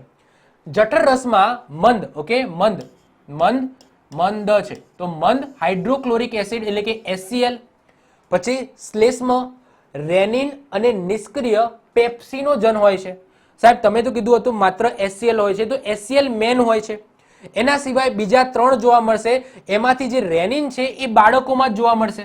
મતલબ કે જ્યારે બાળક હશું આપણે, મતલબ કે કોઈ બાળક છે તો એની અંદર તમને રેનિન જોવા મળશે, જે દૂધનું પાચન કરવામાં મદદ કરે છે. દૂધનું પાચન કરવામાં મદદ કરે છે. એના પછી જેમ જેમ આપણે મોટા થઈશું એમ એમ આપણા જે જઠર છે એ જઠરની અંદર રેનિનનું સ્ત્રાવ થશે નહીં, એટલે કે રેનિનનો સ્ત્રાવ બંધ થઈ જશે. તો એટલા માટે જે બાળકો છે ને એ બાળકોની અંદર દૂધ છે, દૂધ જેવી વસ્તુ જલ્દી પચી જાય છે. કેમ? કારણ કે જઠરની અંદર આ રેનિનનો સ્ત્રાવ થાય છે અને રેનિનનું કામ શું? દૂધને પચાવવું. મેન દૂધ માટે જ હોય છે રેનિન. પરંતુ આપણે મોટા થઈએ આ રેનિનનો સ્ત્રાવ બંધ થઈ જાય છે તો પણ આપણે દૂધ પીએ છીએ તો પછી છેલ્લે ઝાડા થઈ જાય. ક્લિયર? કારણ કે દૂધ પચવા માટે આપણી કોઈ અંદર શક્તિ નથી. દૂધ પીવું હોય તો એક જ બેસ્ટ ટાઈમ છે રાતે ઊંઘ્યા પહેલા. કારણ કે દૂધની અંદર અમુક એવા દ્રવ્યો હોય છે, અમુક ઘટકો હોય છે જેનાથી આપણી ઊંઘ સારી આવે. તો જો દૂધ પીવું હોય તો એવો એક બેસ્ટ ટાઈમ કહેવામાં આવે છે કે રાત્રે તમે સૂતા હોય એના જસ્ટ કલાક કે અડધો કલાક પહેલા પીને સૂઈ જાઓ. ઓકે, ચલો આગળ વાત કરીએ. તો આ જે 4 છે, અત્યારે તો આમ તો નોર્મલી 3 જ ઉત્સર્જન થાય છે, પણ બાળક હોય તો બાળકની અંદર રેનિન થાય છે. તો આપણે કહીએ કે 4 જે ઘટકો છે અથવા તો ઉત્સેચકો છે એનું ઉત્સર્જન કોણ કરે છે? જઠરની દિવાલ કરે છે, એટલે કે જઠર રસની અંદર હોય છે. શ્લેષ્માની વાત કરીએ કે આ શ્લેષ્માનું કામ શું? તો જુઓ, શ્લેષ્મા એ જઠરની દિવાલને HCl અને પેપ્સિનોજનથી રક્ષણ પૂરું પાડે છે. હવે તમારા માઇન્ડની અંદર થયું ને કે ભાઈ HCl એટલે કે હાઇડ્રોક્લોરિક એસિડ આપણા શરીરની અંદર હોય છે, તો સારું જઠરની અંદર આટલું HCl એટલે કે હાઇડ્રોક્લોરિક એસિડ આપણા જઠરની અંદર હોય તો સારું જઠર ફાટી ના જાય, કારણ કે એસિડ કેવી વસ્તુ છે? સૌથી પહેલો તો એ મંદ HCl છે, અને બીજી વસ્તુ એ કે એના માટે, એનું રક્ષણ કરવા માટે, જઠરની જે દિવાલ છે એ દિવાલનું રક્ષણ કરવા માટે શ્લેષ્મ નામનો, ઓકે, શ્લેષ્મ નામનો એક કહેવાય કે ઉત્સેચક છે જે જઠર રસમાંથી જ બહાર આવે છે. એ શું કરશે? જઠર છે એ જઠરની ગોળમોળ વીંટળાઈ જશે, એટલે કે જઠરની દિવાલ ઉપર આ રીતના રક્ષણ પૂરું પાડી દેશે, જેથી જે ખોરાક છે એ ખોરાક વચ્ચેના ભાગમાં વલોવાતો જશે, અને જે મંદ HCl છે અને જે આ પેપ્સિનોજન છે એ જઠરની દિવાલને ઇફેક્ટ કરશે નહીં. તો શ્લેષ્માનું કામ શું છે? તો શ્લેષ્માનું કામ છે કે જઠરની દિવાલને HCl અને પેપ્સિનોજનથી રક્ષણ પૂરું પાડવું. HCl જઠરમાં એસિડિક માધ્યમ પૂરું પાડીને બેક્ટેરિયાનો નાશ કરી નાખે છે. આ મંદ HCl ના કારણે જ આપણા શરીરની અંદર ખોરાકમાં જતા જે બેક્ટેરિયાઓ છે એ બેક્ટેરિયાનો નાશ થાય છે. એક દિવસમાં લગભગ 3 થી 4 લીટર, ઓકે, એક દિવસમાં લગભગ 3 થી લઈને 4 લીટર આ જઠર રસ છે એ ઉત્પન્ન થાય છે. રેનિનની વાત કરીએ, મેં હમણાં વાત કરી એમ કે રેનિન છે એ નવજાત શિશુના જઠર રસમાં તમને જોવા મળશે, જે દૂધના પ્રોટીનને પચાવવામાં મદદ કરે છે. પછી જેમ જેમ આપણે મોટા થઈએ એમ આ રેનિનનો જે સ્ત્રાવ છે એ ઓટોમેટિક બંધ થઈ જાય. હવે કઈ રીતના જો આ પ્રક્રિયા હોય છે તમને સમજાવું કે જો આ પેપ્સિનોજન છે ને એ નિષ્ક્રિય અવસ્થામાં હોય છે. જ્યારે આ જે ઉત્સર્જન થાય છે, જઠર રસનું જે સ્ત્રાવ થાય છે, એમાં જે પેપ્સિનોજન છે, આ પેપ્સિનોજન નિષ્ક્રિય અવસ્થામાં હોય છે. એની અંદર આ જે મંદ HCl છે એ એડ થાય છે, તો આ પેપ્સિન છે, આ પેપ્સિન સક્રિય બની જાય છે, અને આ જો સક્રિય થઈ ગયું તો ખોરાકની અંદર જે પ્રોટીન છે એ પ્રોટીનનું પાચન કરશે. તો મેં તમને કીધું ને કે પ્રોટીનના પાચનની શરૂઆત ક્યાંથી થઈ જાય છે? જઠરથી થાય છે. કાર્બોહાઈડ્રેટની શરૂઆત ક્યાંથી થઈ જાય છે? મોઢામાંથી થઈ જાય છે. તો અહીંયા ખોરાકનું પ્રોટીનની અંદર, પ્રોટીન જે ખોરાકની અંદર પ્રોટીન છે એનું પાચન કોણ કરશે? તો પેપ્સિન કરશે. એટલે કે પેપ્સિન શું છે? તો એક ઉત્સેચક છે. તો પેપ્સિન નામનો ઉત્સેચક એ ખોરાકના અંદર જે પ્રોટીન છે એ પ્રોટીનનું પાચન કરવામાં મદદ કરશે, અને પ્રોટીનના પાચન, જે ખોરાકની અંદર પ્રોટીન રહેલો છે એની શરૂઆત, એની પાચનની શરૂઆત એ જઠરમાંથી થઈ જશે. ક્લિયર? તો જઠર રસ આઈ હોપ શું તમને ખ્યાલ આવી ગયો હશે. હવે વાત કરીએ પક્વાશય. હવે પક્વાશયની વાત કરીએ તો પક્વાશય તમને ક્યાં જોવા મળશે? જુઓ, તો પક્વાશય એટલે શું કે આ જે જઠર છે અને આ નાનું આંતરડું છે, આ નાના આંતરડા અને આ જઠરની વચ્ચે તમને શું જોવા મળશે? તો આ જે નળી છે તો એને પક્વાશય કહેવામાં આવશે. ક્લિયર? ચલો હવે પક્વાશયનું કામ જોઈએ. તો જઠર સાથે C આકાર ધરાવતો નાના આંતરડાનો શરૂઆતનો ભાગ છે એને પક્વાશય કહેવામાં આવે છે. જે નાનું આંતરડું શરૂ થાય છે અને જઠર છે એ જઠર, આ બંનેના વચ્ચેનો જે ભાગ છે એને પક્વાશય કહેવામાં આવે છે. યકૃત સ્વાદુપિંડ નલિકા દ્વારા પિત્તરસ અને સ્વાદુરસ પક્વાશયની અંદર લાવવામાં આવે છે. મેં તમને કીધું હતું ને કે આ પક્વાશયની અંદર શું કામ થાય છે? તો આ જે લીવર છે, લીવર એટલે કે જે યકૃત છે એ યકૃતની અંદર પિત્તરસ બને છે. પિત્તરસ બન્યા પછી એ એકઠો ક્યાં થાય છે? તો આ જે પિત્તાશય છે, અહીંયા તમને દેખાય છે પિત્તાશય, તો આ પિત્તરસ બનાવશે યકૃત, એમાંથી પિત્તાશયની અંદર પિત્તરસ ભેગો થશે, એ પિત્તરસ, અને અહીંયા તમને પાછળ દેખાય છે સ્વાદુપિંડ, આ સ્વાદુપિંડ એ સ્વાદુરસ બનાવશે. તો એ સ્વાદુરસ અને પિત્તાશયમાં રહેલું પિત્તરસ, આ બંને ક્યાં ઠાલવવામાં આવશે? તો પક્વાશયની અંદર ઠાલવવામાં આવશે. ક્લિયર? તો સ્વાદુપિંડ નલિકામાં પિત્તરસ જે યકૃત દ્વારા બનાવવામાં આવે છે, જે પછી આગળ જતા પિત્તાશયની અંદર ભેગો થયો હતો, અને સ્વાદુરસ જે સ્વાદુપિંડ દ્વારા બનાવવામાં આવ્યું છે એ પક્વાશયની અંદર લાવવામાં આવશે. નાના આંતરડાના શરૂઆતનો ભાગ પક્વાશય છે, જે C અથવા તો U આકારની ગોઠવણી છે. આ પક્વાશયની અંદર પણ પોતે ઉત્સેચક છે એ બનાવે છે, એનો સ્ત્રાવ કરે છે. તો ટ્રોપ્સિન, ઓકે, ટ્રોપ્સિન નામનો, ટ્રિપ્સિન નથી, ટ્રોપ્સિન છે. ટ્રોપ્સિન ઉત્સેચક એ પ્રોટીનનું અને લાઇપેઝ ઉત્સેચક એ ચરબીનું પાચન કરે છે. તો જુઓ, પ્રક્વાશય પોતે પણ ઉત્સેચકોનું સ્ત્રાવ કરે છે. એની અંદર બે છે, એક તો ટ્રોપ્સિન છે, તો ટ્રોપ્સિન ઉત્સેચક શું કરશે? પ્રોટીનનું પાચન કરશે, અને જે લાઇપેજ નામનો ઉત્સેચક છે એ ચરબી છે એ ચરબીનું પાચન કરશે. મેં તમને કીધું હશે ને, કીધું હતું ને કે 3 જ વસ્તુનું પાચન કરવાનું છે આપણું મેન ગોલ. એક કાર્બોહાઈડ્રેટ છે, એક ચરબી છે અને એક પ્રોટીન છે. હવે જ્યારે પણ હું નાનું આંતરડા સુધી નથી પહોંચતો ત્યાં સુધી આ બધા જે ઉત્સેચકો છે એ બધું જે પ્રોટીન અને ચરબીનું પાચન કરે છે એ આંશિક રીતે એટલે કે કહેવાય બહુ થોડું કરે છે. મોઢાની અંદર જે કાર્બોહાઈડ્રેટ હતું એનું પૂરેપૂરું પાચન નહોતું થઈ ગયું, કહેવાય કે થોડા પ્રમાણમાં, કારણ કે ખોરાક ખાધો હતો ડાયરેક્ટ મોઢામાં પૂરેપૂરું તો કઈ રીતના પાચન થાય કાર્બોહાઈડ્રેટનું? તો ખાલી થોડા પ્રમાણમાં થયું હતું, એના પછી ખોરાક આગળ વધ્યો. એ જ રીતના થોડું એવા જે અમુક રસ્તાની અંદર થોડા એવા પ્રોટીનનું, થોડા એવા ચરબીનું પાચન થશે. એના પછી આ પક્વાશયમાંથી જે ખોરાક છે એ ક્યાં જશે? તો એ જશે નાના આંતરડાની અંદર. અને મેન છે હીરો કયો છે? નાનું આંતરડું છે. તો નાનું આંતરડું ક્યાં જોવા મળશે? તો અહીંયા તમને જોવા મળશે. તો જઠર છે એ નાના આંતરડા સાથે વાલ્વથી જોડાયેલો છે અને એને કહેવામાં આવે છે પાયરોલિક વાલ્વ. આ યાદ રાખજો. પાયરોલિક વાલ્વને બીજું એક નામ પણ છે મુદ્રિકા વાલ્વ. તો પાયરોલિક વાલ્વ અથવા તો મુદ્રિકા વાલ્વ કહેવામાં આવે છે. કોને? તો આ જે જઠર છે, આ જઠર અને જે નાનું આંતરડું છે એનું જે જોઈન્ટિંગ છે, આ જોઈન્ટિંગ કયા વાલ્વથી થાય છે? તો પાયરોલિક વાલ્વ અથવા તો મુદ્રિકા વાલ્વથી થાય છે. આ યાદ રાખીશું. આગળ વાત કરીએ, નાનું આંતરડું અત્યંત ગૂંચળામય હોય છે, જેની લંબાઈ 7.5 મીટર. વિચાર કરો, એનસીઆરટી પ્રમાણે 7.5 મીટર અને જીસીઆરટી પ્રમાણે જો વાત કરીએ તો 6.5 મીટર છે. બંને પુસ્તકોમાં અલગ અલગ લંબાઈ લખેલી છે. ઓકે, તો નાના આંતરડું અત્યંત ગૂંચળામય હોય છે, જેની લંબાઈ 7.5 મીટર. આ કયા પુસ્તકમાં છે? તો એનસીઆરટી માં લખેલું છે. અને 6.5 મીટર જીસીઆરટી પ્રમાણે લાંબુ હોય છે. તમારે 6.5 મીટર યાદ રાખવાનું જીસીઆરટી પ્રમાણે. નાનું આંતરડું સૌથી લાંબો સમય એટલે કે 6 થી લઈને 7 કલાક ખોરાકનો સંગ્રહ કરે છે. જે જઠર છે એ જઠર 3 કલાક સુધી વલોવીને 4 થી લઈને 5 કલાક ખોરાકનો સંગ્રહ કરતું હતું. એના પછી નાના આંતરડામાં ગયું તો નાનું આંતરડું સૌથી લાંબો સમય, કારણ કે મેન હીરો છે, મેન કામ અહીંયા છે, તો 6 થી લઈને 7 કલાક ખોરાકનો સંગ્રહ કરે છે. નાનું આંતરડું મનુષ્યના શરીરનું મુખ્ય પાચન અંગ છે, જેનું માધ્યમ બેઝિક છે. હવે આનો મતલબ શું? તો જુઓ, આગળ જઠરની વાત કરી તો જઠર એ આખો જે એરિયા હતો એ એસિડિક હતો. કેમ? કારણ કે જઠરની અંદર મંદ HCl નું શું થતું હતું? સ્ત્રાવ થતો હતો. એના કારણે આખું શું થઈ ગયું હતું? તો આખું એ એસિડિક થઈ ગયું હતું. હવે જે ખોરાક છે એ ખોરાક જ્યારે નાના આંતરડામાં આવે છે તો નાના આંતરડાનો સ્વભાવ કેવો છે? તો બેઝિક છે. નાના આંતરડાનો સ્વભાવ કેવો છે? બેઝિક છે. પેલું જે પિત્તાશયમાંથી જે પિત્તરસ હતો ને, પિત્તાશયમાંથી જે પિત્તરસ હતો એ પિત્તરસનું પણ જે સ્વભાવ છે કેવો હતો? બેઝિક હતો. તો પિત્તાશયમાંથી જે પિત્તરસ નીકળ્યો હતો, જે યકૃત દ્વારા બનાવવામાં આવ્યો હતો, એનું કામ એ જ હતું કે આગળ જ્યારે આ ખોરાક લઈ જવામાં આવશે એ એસિડિક હશે, કારણ કે જઠરની અંદર હતો. તો એને પારે શું કરવું પડશે? બેઝિકની અંદર બનાવવું પડશે, બેઝિક બનાવવું પડશે. તો એટલા માટે જે પિત્તરસ છે એ પિત્તરસ બનાવવામાં આવ્યો હતો. આગળ એની વાત કરીશું. જે પેલી 3 ગ્રંથિઓ છે ને એ ગ્રંથિઓને આપણે ડીપમાં આગળ ભણવાની છે. એક વખત આ ભણી લઈએ પછી. તો નાના આંતરડામાં સ્વાદુરસ, પિત્તરસ અને આંતરરસની મદદથી પાચન થાય છે. અહીં ચરબી, પ્રોટીન અને કાર્બોદિતનું સંપૂર્ણ પાચન થઈ જાય છે. જે આપણી ચરબી છે, પ્રોટીન છે કે કાર્બોદિત અથવા તો કાર્બોહાઈડ્રેટ છે, એનું સંપૂર્ણ પાચન ક્યાં થઈ જાય છે? તો નાના આંતરડાની અંદર થઈ જાય છે. નાના આંતરડામાં રહેલા ઉત્સેચકો પ્રોટીનનો એમિનો એસિડ, જો અહીંયા આવ્યો પેલો શબ્દ, તો ઉત્સેચકો શું કરશે?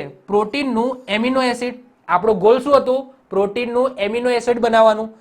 જટિલ કાર્બોદિત નું ગ્લુકોઝ. જટિલ કાર્બોદિત એટલે શું? કાર્બોહાઈડ્રેટ હતું. કાર્બોહાઈડ્રેટનું શું બનાવવાનું હતું? ગ્લુકોઝ બનાવવાનું હતું. તેમજ ચરબીનું ફેટી એસિડ અને ગ્લિસરોલની અંદર રૂપાંતરણ કરે છે. તો અહીંયા આપણો ગોલ છે એ પૂરો થાય છે. મતલબ કે પાચન ક્રિયા છે એ અહીંયા પૂરી થઈ જાય છે મેન.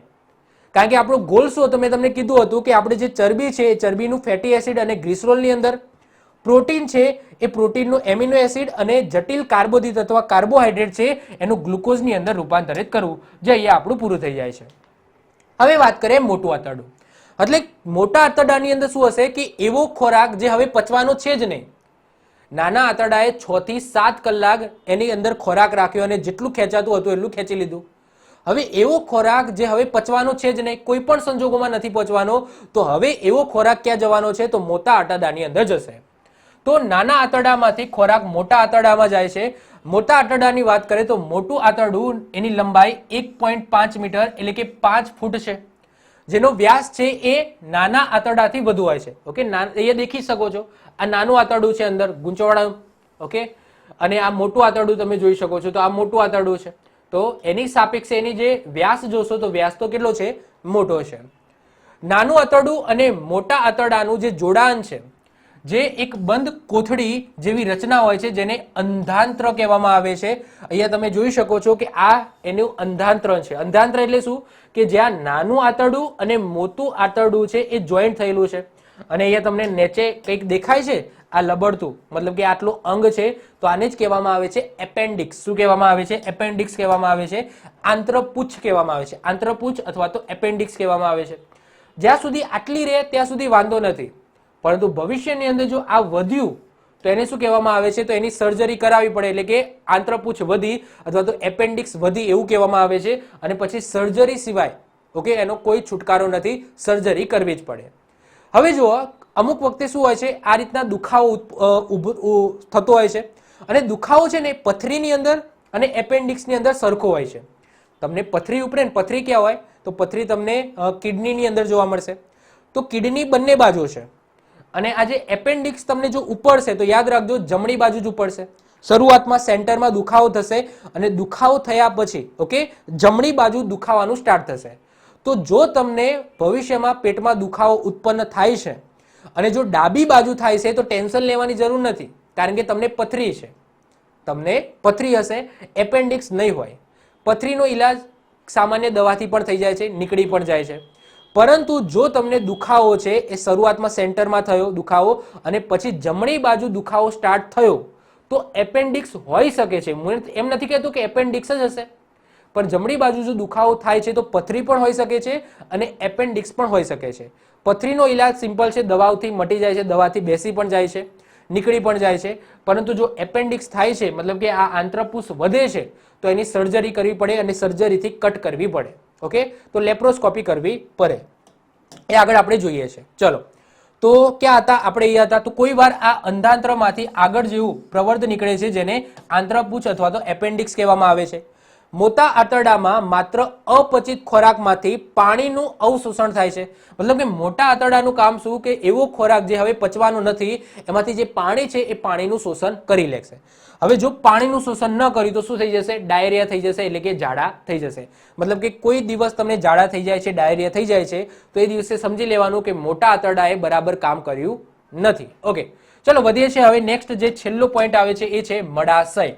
તો મળાશય એ પાચન માર્ગનો અંતિમ ભાગ છે, જ્યાં પાચનની ક્રિયાના અપચેલા ઓકે પચેલા ખોરાક અપચેલા જે ખોરાક છે એ મળાશયની અંદર ભેગો થાય છે અને અંતે મળદ્વાર દ્વારા એ બહાર નીકળી જાય છે. હવે જો મળ છે એ મળની અંદર દુર્ગંધ આવે છે, એના પાછળનું કારણ છે એની અંદર એક સંયોજન હોય છે ફિનોલિક. ઓકે, આ ફિનોલિક નામનું સંયોજન બને છે, એના કારણે જે મળ છે એ મળમાંથી દુર્ગંધ આવે છે. તો આ પણ ક્વેશ્ચન કદાચ પૂછાઈ જાય.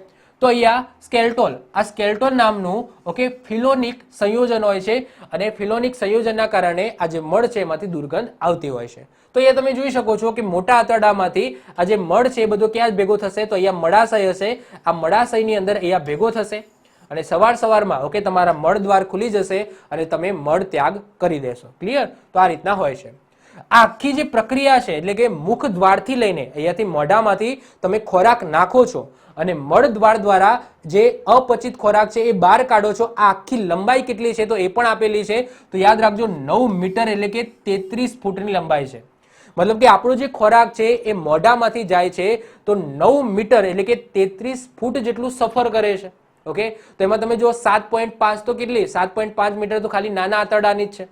તો આખી મતલબ કે આખી જે ખોરાક છે એ 9 મીટર આ રીતના ફરતો હોય છે અને છેલ્લે પછી અપચિત ખોરાક છે એ મળ દ્વાર દ્વારા બહાર નીકળતો હોય છે. તો આ રીતના હોય છે. હવે આપણે જે 3 વસ્તુ ભણવાની છે એ ભણી લઈશું. મતલબ કે અંતઃસ્ત્રાવી જે પેલી ગ્રંથિઓ હતી ને એ ગ્રંથિઓની વાત કરીશું. અત્યાર સુધી આપણે અંગો ભણી ગયા. હવે મેં તમને કીધું હતું કે આપણે 3 ગ્રંથિઓ ભણવાની છે. તો એક છે લાળ ગ્રંથિ, ઓકે, જે સ્ટાર્ટિંગમાં જ મેં તમને કીધું હતું. એના પછી આવશે યકૃત એટલે કે લીવર, અને ત્રીજું આવશે સ્વાદુપિંડ. એને હવે આપણે ભણીએ વન બાય વન. સૌથી પહેલા વાત કરીએ લાળ ગ્રંથિની, એટલે કે સહાયક પાચન ગ્રંથિ, જે તમને પાચનની અંદર ડાયરેક્ટ નહીં જોવા મળે, પરંતુ પાચનની ક્રિયાની અંદર મદદ કરે છે ઉત્સેચકો બનાવીને. અને ઉત્સેચકોનું કામ શું? કે ઉત્સેચકોનું કામ કે જે એની અંદર પ્રોટીન, કાર્બોહાઈડ્રેટ કે ચરબી રહેલી છે એનું પોષણ, મતલબ કે એનું પાચન કરવું. ચલો, સૌથી પહેલા લાળ ગ્રંથિની વાત કરીએ તો એક નલિકા દ્વારા મુખ ગુહામાં ખુલતી 3 જોડ લાળ ગ્રંથિઓ હોય છે. તો લાળ ગ્રંથિની વાત કરીએ તો એ 3 જોડ હોય છે. કેટલી? 3 જોડ. એમાં સૌથી પહેલા હોય છે ઉપકર્ણ ગ્રંથિ, એટલે કે પેરોટીડ. આ ઇમ્પોર્ટન્ટ છે, યાદ રાખજો. પેરોટીડ નામની ગ્રંથિ હોય છે જેને ઉપકર્ણ ગ્રંથિ કહેવામાં આવે છે. એનું સ્થાન બતાવી દઉં તો આ જે છે ને, આ મુખ છે, આ મુખ છે, તો આ મુખની અહીંયા પાછળની સાઈડ, ઓકે, આ પાછળની સાઈડ તમને જે ગ્રંથિ જોવા મળશે એ છે ઉપકર્ણ ગ્રંથિ. ઓકે, ઉપકર્ણ ગ્રંથિ જે કાનની પાસે ગાલની અંદરની તરફ હોય છે. જો તમને ગાલ પચોડિયું થાય, ઓકે, જો તમને ગાલ પચોડિયું રોગ થાય છે, એનો મતલબ શું? કે આ જે ગ્રંથિ છે ને પેરોટીડ, આ પેરોટીડ ગ્રંથિ ઉપર તમને સોજો આવી ગયો. તો પેરોટીડ ગ્રંથિ ઉપર સોજો આવે તો તમને ગાલ પચોડિયું થાય.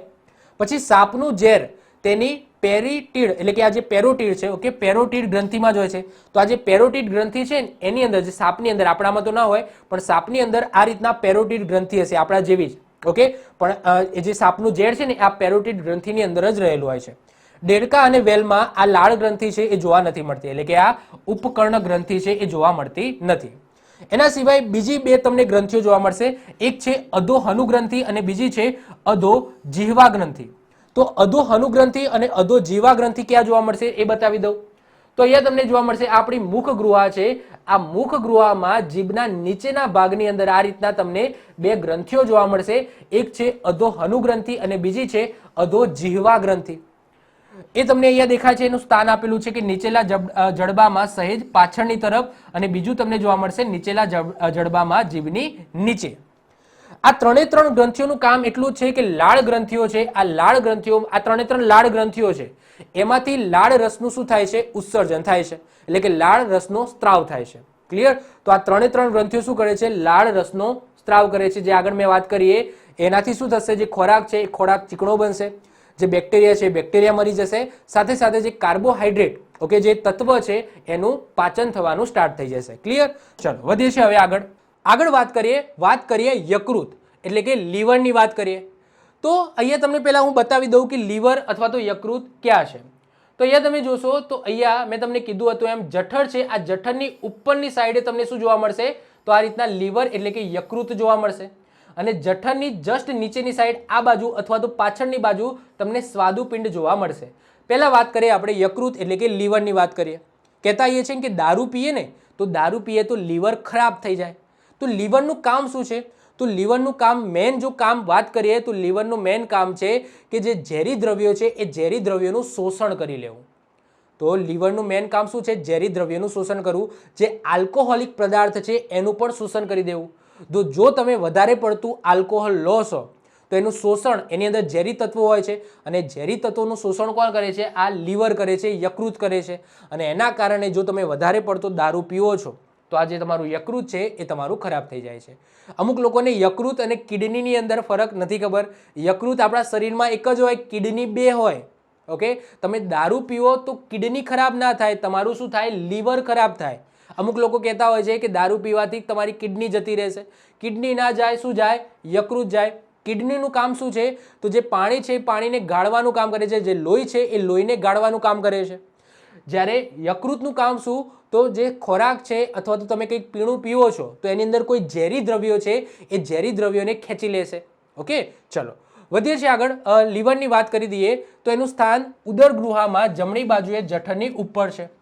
યકૃત એ શરીરની સૌથી મોટી બાહ્ય ગ્રંથિ છે. યાદ રાખજો, આ એક્ઝામની અંદર પૂછાયેલું છે કે આપણા શરીરની સૌથી મોટી બાહ્ય ગ્રંથિ કઈ છે. જ્યારે આપણે અંતઃસ્ત્રાવી ગ્રંથિઓની વાત કરીશું ને ત્યારે આપણે વાત કરીશું. એમાં 2 ટાઈપની હોય છે, ઇન્ટરનલ અને એક્સટર્નલ, એટલે કે બાહ્ય પણ હોય છે અને આંતરિક પણ હોય છે. તો અહીંયા બાહ્ય ગ્રંથિની વાત થાય તો તમને પૂછાય કે યકૃત એ શરીરની સૌથી મોટી બાહ્ય ગ્રંથિ છે અને શરીરનું અંદરના ભાગનું સૌથી મોટું અંગ છે. આપણા શરીરની અંદર જો સૌથી મોટું અંગ હોય તો એ છે આ લીવર. લીવર એ આપણા શરીરનું સૌથી મોટું અંગ છે અને એનું કામ પણ બહુ મોટું છે.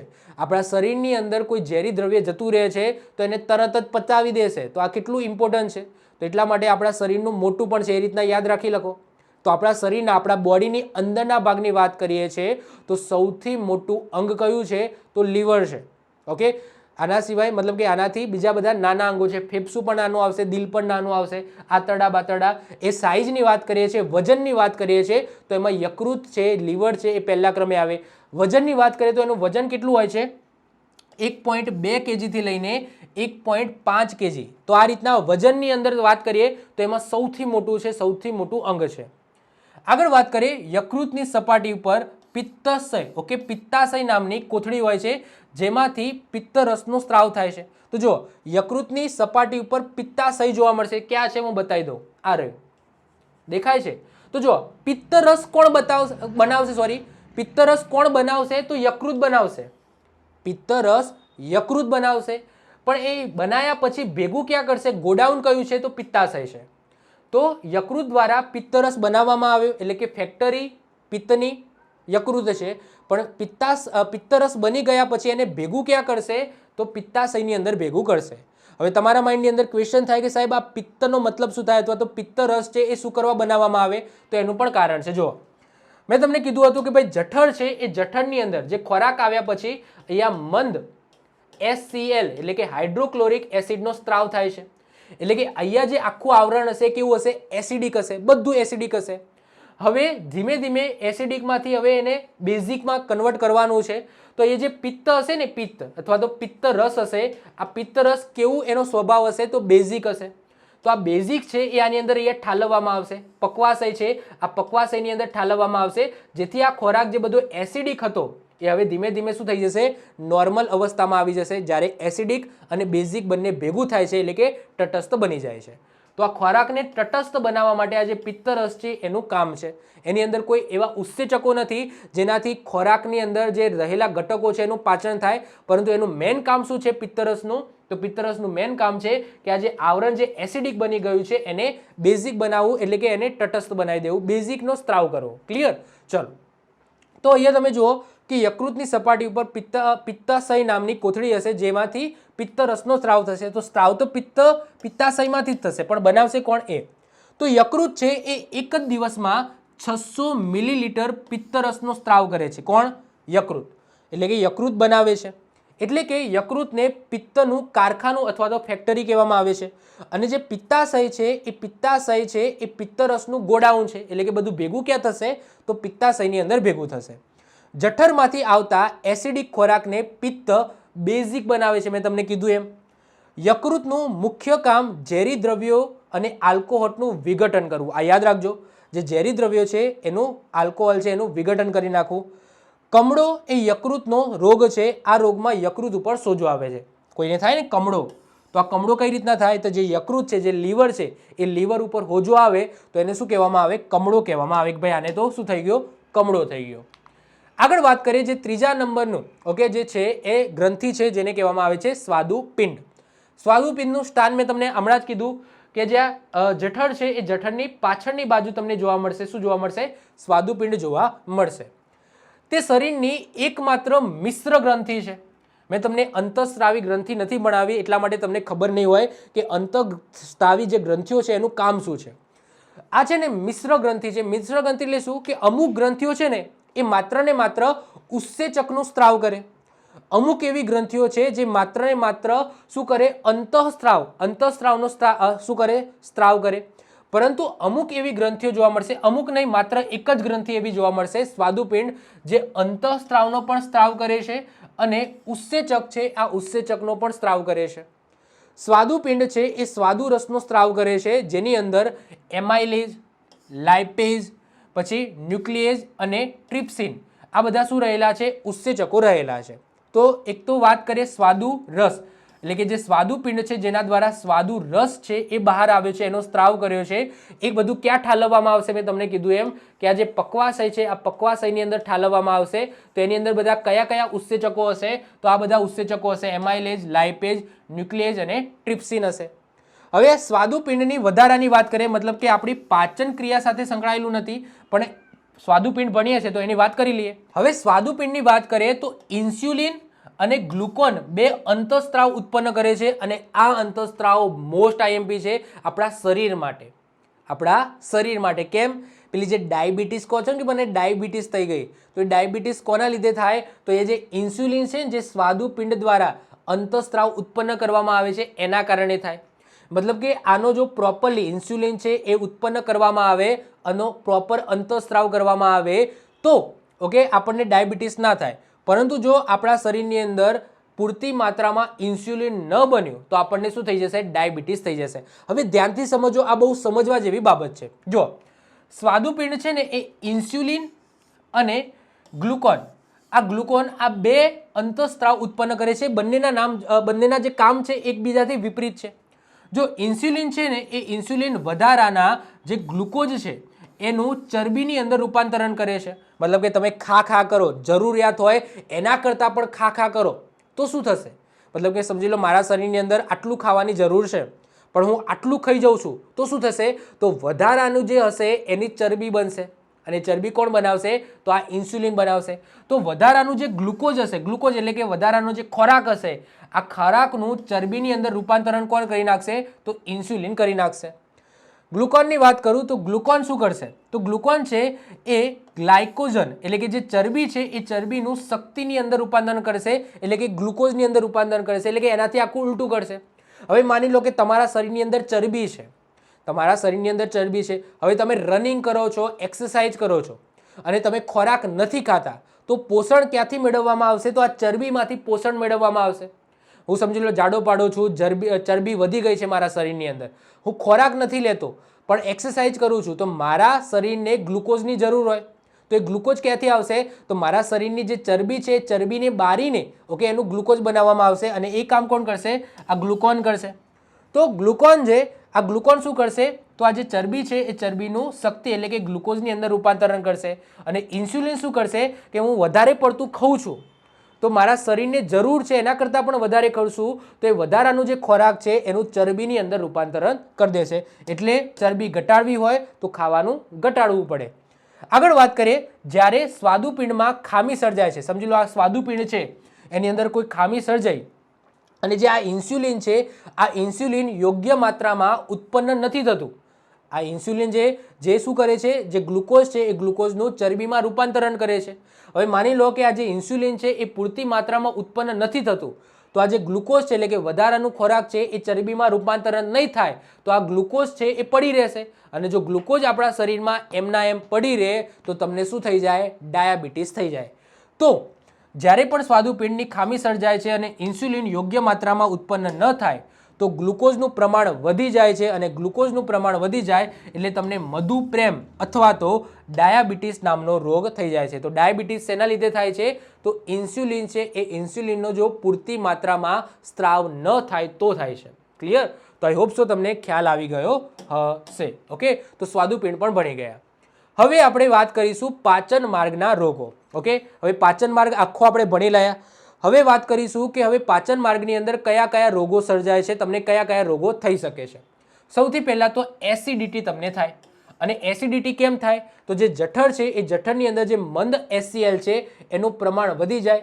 જઠરની જે દિવાલ છે એ મંદ HClનો સ્ત્રાવ વધારે પડતો કરી દે તો એના કારણે તમારા જઠરની અંદર શું થાય છે? તો મંદ HClનું પ્રમાણ વધી જાય છે અને એના કારણે તમને એસિડિટી થાય છે. તમે ડૉક્ટર જોડે જાઓ તો તમને શું કહે? તો ભાઈ તમે એન્ટાસિડ લઈ લો. એન્ટાસિડનો મતલબ શું? એન્ટાસિડ એક કેટેગરી છે. શું છે? કેટેગરી છે, કોઈ દવાનું નામ નથી કે ભાઈ એન્ટાસિડ નામની આ ગોળી લઈ લો. ના, એન્ટાસિડ એ કેટેગરી છે. એ કેટેગરીની અંદર કોઈ પણ કંપનીની કોઈ પણ દવા હોઈ શકે છે. તો તમારે એન્ટાસિડ એ ગોળી ગણવાની છે, કોઈ પણ હોઈ શકે છે. આ કેટેગરી છે. જે રીતના કહીએ છીએ ને એન્ટિસેપ્ટિક કહીએ છીએ ને, તો એન્ટિસેપ્ટિક એ રીતના આ એન્ટાસિડ છે જેનું સ્વભાવ કેવો હશે? બેઝિક હશે. તો એસિડનું પ્રમાણ વધી ગયું છે તમારા શરીરની અંદર, તમારા જઠરની અંદર, તમે બેઝિક લઈ લો, બેઝિક એટલે કે બેઝિક દવા લઈ લો, એન્ટાસિડ લઈ લો, એનાથી શું થઈ જશે? પેલું જે તટસ્થ થઈ જશે અને તમને એસિડિટી મટી જશે. એના પછી વાત કરીએ, બીજા નંબરે આવે છે પીળિયું. પીળિયું જેને શું કહેવામાં આવે છે? જોન્ડિસ કહેવામાં આવે છે. એ તમે જોઈ શકો છો. તો પીળિયું હોય તો આ નોર્મલ શરીર છે, પીળિયું થાય તો આ ટાઈપનું શરીર થઈ જાય જેને ઇંગ્લિશમાં જોન્ડિસ કહેવામાં આવે. પીળીઓ છે ને, પીળીઓની અંદર યકૃતને અસર થાય છે, એટલે કે લીવરને અસર થાય છે. જે પિત્તરંજકો છે, આ પિત્તરંજકોના વધારે પ્રમાણમાં જમાવટને કારણે ત્વચા અને આંખો છે એ પીળા રંગની દેખાય છે, જેને પીળીઓ કહેવામાં આવે છે. ત્રીજા નંબરે આવે છે ઝાડા, જેને આપણે ઇંગ્લિશમાં ડાયરિયા કહીએ છીએ. અને ઝાડા કેમ થાય છે એ તો મેં તમને કીધું હતું કે જ્યારે મોટું આંતરડું છે એ મોટું આંતરડું પોતાનું કામ બરાબર ન કરે, ઓકે, તો એટલે કે પાણીનું જે શોષણ છે એ પાણીનું શોષણ બરાબર ન કરે તો તમને ઝાડા અથવા તો ડાયરિયા થઈ જાય. એના પછી ચોથા નંબરે આવે છે કબજિયાત. કબજિયાત કેમ થાય? તો સિમ્પલ વસ્તુ છે કે તમે એવો કોઈ ખોરાક ખાઈ લો જે પૂરતી માત્રામાં, મતલબ કે એનું કોઈ એની અંદર કોઈ દ્રવ્ય એવું કોઈ હોય ને. બીજી વસ્તુ કે એની અંદર ના કોઈ ચરબી હોય, ના મતલબ કે ચરબી તો નહીં, પરંતુ સમજી લો કોઈ કાર્બોહાઈડ્રેટ કે કોઈ પ્રોટીન ના હોય, કોઈ ચરબી પણ ના હોય. મતલબ કે એવો સમજી લો કે મેદાવાળો પીઝો ખાઈ લીધો, તો એ પીઝો તમે ખાઈ લો તો એ સમજી લો ક્યાં જવાનો છે, તો એ પહેલાં તો જઠરમાં જશે. જઠરમાં એ 3 થી 4 કલાક વલોવાશે. વલોવ્યા પછી એ તમારું ક્યાં જશે? આંતરડાની અંદર જશે. અને નાના આંતરડા અને મોટા આંતરડામાં જો તમે મેદાવાળી વધારે વસ્તુ ખાધી હશે તો એની જે દિવાલ છે એ દિવાલ ઉપર ચોંટી જશે એ મેદો, જેના કારણે પ્રોપરલી મળ ત્યાગ થશે નહીં, જેને શું કહેવામાં આવે? કબજિયાત કહેવામાં આવે છે. તો કબજિયાત એટલે બીજું કંઈ જ નહીં, અપાચિત ખોરાક આંતરડામાં ચોંટી રહે છે અને મળાશયમાંથી મળ સરળતાથી ખસતો નથી, તો એને શું કહેવામાં આવે? કબજિયાત કહેવામાં આવે છે. વધીએ છીએ આગળ. એના પછી આવે છે એપેન્ડિક્સ એટલે કે આંત્રપૂછ. એની પણ વાત મેં કરી ગયો કે જ્યાં નાનું આંતરડું અને મોટું આંતરડું છે, નાનું અને મોટું આંતરડું છે એ જોડાયેલું હોય, એ ભાગ જો વધે, ઓકે, અહીંયા તમે જોઈ શકો છો કે આ જે જોઈન્ટનો ભાગ છે એ જો વધવા માંડે તો એને શું કહેવામાં આવે છે? તો આંત્રપૂછ અથવા તો અવશિષ્ટ અંગ અથવા તો એપેન્ડિક્સ કહેવામાં આવે છે. તો એપેન્ડિક્સ તો બધાના શરીરમાં હોય જ છે. તમારા શરીરમાં પણ છે, મારા શરીરમાં પણ એપેન્ડિક્સ છે. એપેન્ડિક્સ એટલે શું? કે આ જે જોડાણનો ભાગ છે એને જ થોડું એપેન્ડિક્સ કહેવામાં આવે છે. પરંતુ એ ભાગ જો વધે છે તો પ્રોબ્લેમ કરે છે, તો તમારે સર્જરી કરાવવી પડે. હવે જે મેઇન વસ્તુ છે એ તમે સમજો કે પાચન માર્ગના ડોક્ટરને શું કહેવામાં આવે છે? તમને એવો ક્વેશ્ચન પૂછાય કે ભાઈ પાચન માર્ગની અંદર કોઈ પણ રોગ થાય છે, કંઈ પણ ખામી થાય છે, તો એ પાચન માર્ગના ડોક્ટરને શું કહીશું? તો યાદ રાખજો, પાચન માર્ગના ડોક્ટરને કહેવામાં આવે છે ગેસ્ટ્રોએન્ટેરોલોજિસ્ટ. શું કહેવામાં આવે છે? ગેસ્ટ્રોએન્ટેરોલોજિસ્ટ. યાદ રાખવા માટેની સિમ્પલ છે કે તમારું પેટ છે, પેટની અંદર શું થાય? ગેસ થઈ જાય. તો બસ એ રીતના યાદ રાખી લો કે ભાઈ પાચન માર્ગની અંદર કંઈ પણ ખામી થાય તો શું થાય? ગેસ થઈ જાય. અને ગેસ થઈ જાય તો તમારે ક્યાં જવું પડે? તો ગેસ્ટ્રોએન્ટેરોલોજિસ્ટ પાસે જવું પડે. તો આ એક્ઝામની અંદર પૂછાયેલો ક્વેશ્ચન કે ભાઈ પાચન માર્ગના ડોક્ટર છે, એ પાચન માર્ગના ડોક્ટરને કયા નામથી ઓળખવામાં આવે છે? તો ગેસ્ટ્રોએન્ટેરોલોજિસ્ટ કહેવામાં આવે છે. હવે પાચન માર્ગની કોઈ પણ ખામી સર્જાય છે, કંઈ પણ રોગ થાય છે, તો એને નિદાન કરવા માટેના 2 રસ્તા છે. કાં તો તમે એન્ડોસ્કોપી કરાવો, કાં તો તમે લેપ્રોસ્કોપી કરાવો. મતલબ કે એવું નથી, અથવામાં નથી કે મને આ વસ્તુ થયું છે તો ચલો હું આ કરી દઉં, લેપ્રોસ્કોપી કરી દઉં અથવા તો એન્ડોસ્કોપી, એવું નથી. જો એ એના ઉપર ડિપેન્ડ રાખે છે કે તમને શું થયું છે. જો સૌથી પહેલાં તમને કોઈ ખામી થઈ હશે તો સમજી લો તમે ક્યાં જવાના? તો ગેસ્ટ્રોએન્ટેરોલોજિસ્ટ પાસે જવાના. એ જશો એટલે તમને પૂછશે કે ભાઈ તમને શું થાય છે?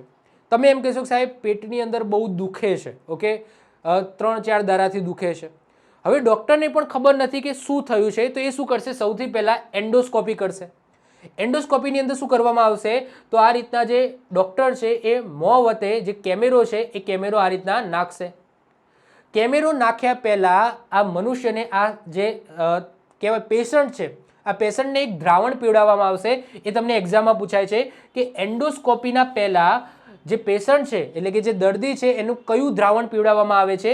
તો BaSO4 એટલે કે બેરિયમ સલ્ફેટનું દ્રાવણ પીવડાવવામાં આવે છે. હવે કેમ પીવડાવવામાં આવે છે? તો આ દ્રાવણ શરીરની અંદર જવાથી જે પાચન માર્ગ છે એ કમ્પ્લીટ દેખાય, એટલા માટે આ દ્રાવણ છે એ પીવડાવવામાં આવે છે અને એના પછી એન્ડોસ્કોપી કરાવવામાં આવે છે. તો એન્ડોસ્કોપી આ રીતના થાય છે જેથી ડૉક્ટરને ખબર પડે કે ભાઈ પાચન માર્ગની અંદર શું પ્રોબ્લેમ છે. એક વખત પાચન માર્ગની અંદર પ્રોબ્લેમ ખબર પડી ગઈ, માની લો કે એપેન્ડિક્સ છે, આ ભાઈને એપેન્ડિક્સ છે, તો એના પછી જે સર્જરીની રીત છે જેની અંદર વાડકામ કરવામાં આવે છે, ચીરો પાડવામાં આવે છે, તો એને શું કહેવામાં આવે છે? લેપ્રોસ્કોપી કહેવામાં આવે છે. તો તમે જ્યારે પણ ગેસ્ટ્રોએન્ટેરોલોજિસ્ટ પાસે જશો તો એ 2 વસ્તુ કરશે. પાચન માર્ગનું નિદાન કરવા માટે 2 વસ્તુ કરશે. કાં તો ચેક કરવા માટે એન્ડોસ્કોપી કરશે અને અથવા તો ખબર પડી ગઈ છે અને એનું નિદાન અથવા તો એની સારવાર કરવા માટે ચીરો કરવો પડે તો એને શું કહેવામાં આવે? લેપ્રોસ્કોપી કહેવામાં આવે. હવે લેપ્રોસ્કોપી કોઈ એવો શબ્દ નથી કે જે ખાલી ને ખાલી પાચન માર્ગ માટે જ વપરાય. ના, જે સ્ત્રીઓની ડિલિવરી વખતે ઓકે જે સર્જરી કરવામાં આવે છે એને પણ લેપ્રોસ્કોપી જ કહેવામાં આવે.